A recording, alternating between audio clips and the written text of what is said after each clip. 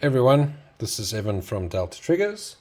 Today I want to talk to you about the Delta Glock Performance Trigger for the Gen 3 and Gen 4. Now the Glock Performance Trigger only actually comes out for the Gen 5, but at Delta we've now created a modified version that's able to work in a Gen 3 and Gen 4. So we've got the trigger, we've got a safety plunger, we have a new back plate, and we have an Allen key.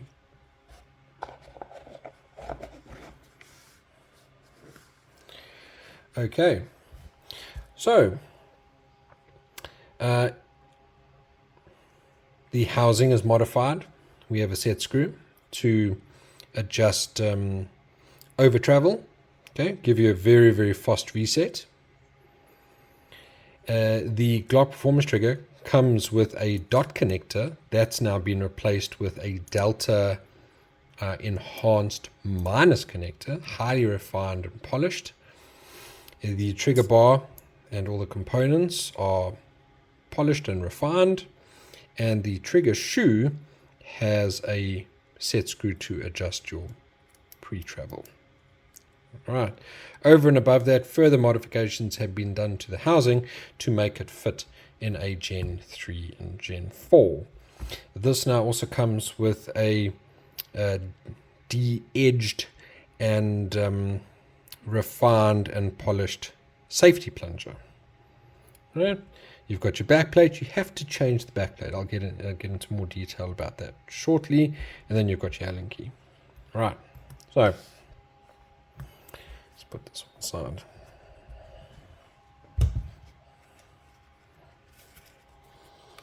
So we are going to just make sure that this is safe. So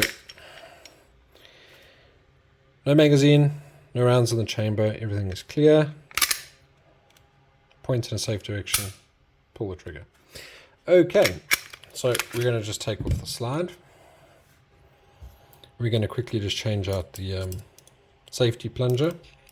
Okay.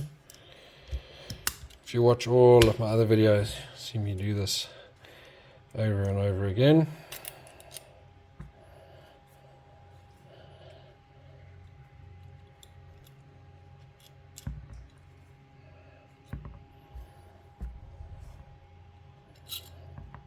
Okay. So we're just going to put this in.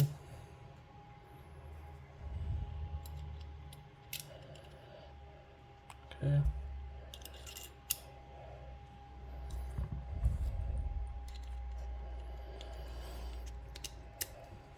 So if you look at the housings, this is your new housing. This is your new back plate. It's your old back plate. It's because the configuration of the housing is different. Your normal back plate, if it's on, your housing won't fit. When you put the slide on, so you have to put your new back plate on. So just swap it out.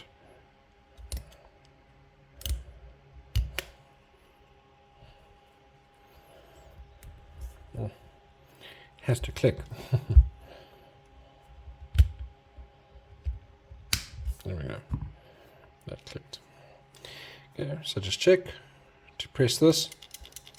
Make sure that that moves freely. Yes, it does. This is all good. So now, this is a Gen 3. We're going to just pop everything out.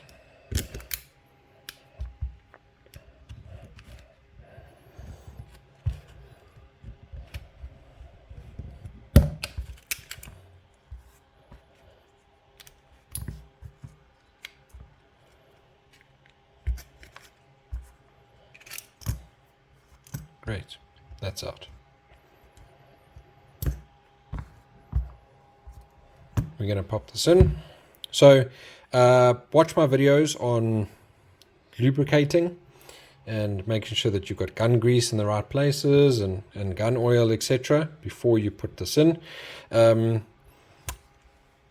Glock Performance Triggers need a little bit more TLC. So make sure that they're clean, make sure you keep them clean, make sure you keep them lubricated. Very important if you want to keep the performance where it's supposed to be. Okay. Actually, just put this in. We're going to put the top one in first.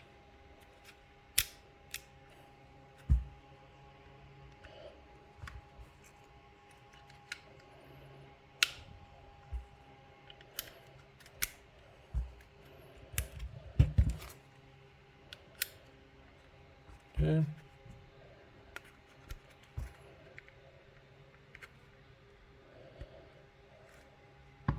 In. So, this is under spring tension, so this moves. I mean, just make sure that this is supposed to move freely, which it does. This little gap at the back here is how much play you still have. I mean, if you hold on the sides and you do that, you can see that the safety is still 100% intact. You can dial this back a little bit more. I prefer not to. I don't want to, potentially catching in the frame.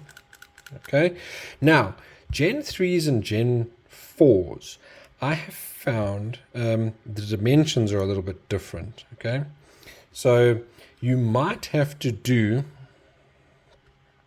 a slight modification to the frame. So I found sometimes, not all the time, but sometimes, I mean, if you do this, it catches, it sort of catches on the frame. Now, what you do, I'm just going to take this apart real quick before we proceed.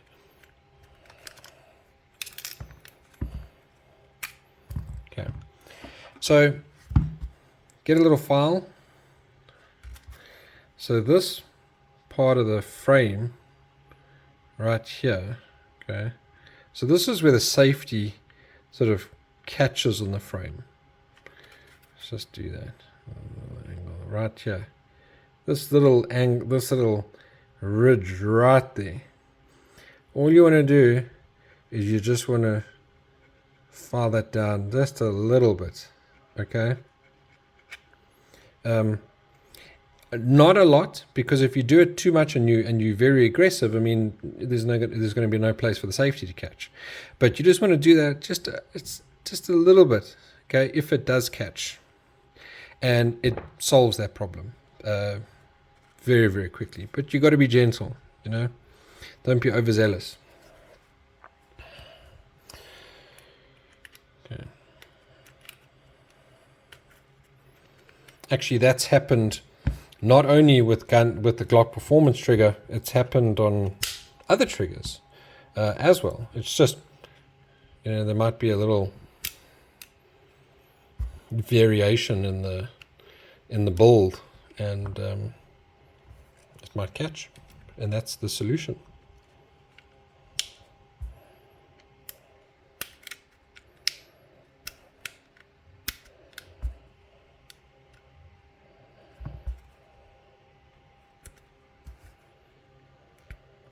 Okay, so now this is all together. If you want to adjust this, you can take the shortcut version, or you can take everything out again. Put your Allen key in there. Clockwise, you're going to dial it in. I mean, these are really come pre-dialed in as close as possible, all right, without touching the frame. If you want to dial it out a little bit more, have a little bit more play, anti-clockwise, okay? Do like a quarter turn at a time. Once you've finished setting it, just a touch of blue Loctite or, thread lock or whatever. Let it set for 24 hours.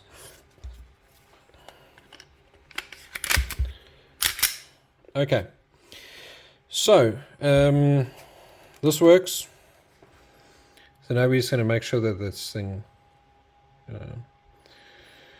goes. Oh, there we go. It's very, very quick.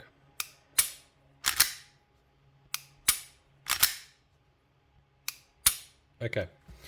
So now we're going to do a little test. I'm going to rack it. You're going to grab it. You're going to squeeze it. It simulates a full magazine and everything compressing together. And you're going to... Okay. There was absolutely nothing hindering that break. I mean, sometimes you feel like it's a little bit sluggish. There's a fraction of a second delay. then you can just dial it out a little bit more if it's not as clean as it needs to be. Okay, so what you would do is that you would pop out the back, right, and then you would take your Allen key, pop it in, and if you want to dial it out a little bit more, let's just say it's not 100% smooth, clean, you're going to do an 1/8 of a turn counterclockwise. If you want to try and dial it in a little bit more, get the most out of your gun, but do an 1/8 clockwise. But as soon as you feel that it's now catching, you need to dial it back. Don't leave it like that. And then put a little bit of Loctite on the back there and let it set.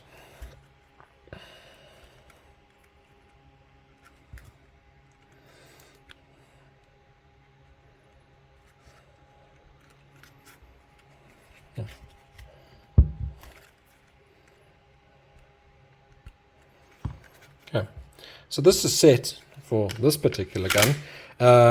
You might need to dial it in for yours. Each frame is a little bit different, tolerances are different, but for this is how it works. The Gen 5 enemy and this Gen 3, Gen 4, with this particular setup, it breaks at 3.5, about there. If you pair it, it might be a little bit lower than 3.5, maybe like 3.3. It just depends on your gun. If you pair it with a Delta striker assembly, it might go as low as like just a little bit above 3. It never really goes below 3. So no matter what you really do in terms of our builds, you're always going to be fine for the likes of like RPSC and stuff like that. But yeah, you've got a very nice wall, breaks at about 90 degrees. Your reset is insane on these guns. The real nice thing about a Glock Performance Trigger is that you don't have to change any springs. So, with everyone running around trying to get primers, everything is a shortage. You can use stock standard springs.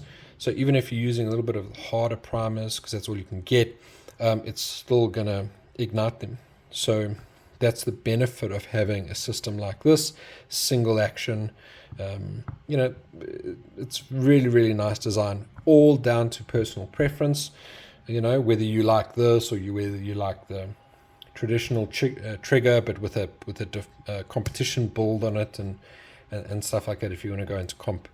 So all down to personal preference. Thank you guys. Have a good one.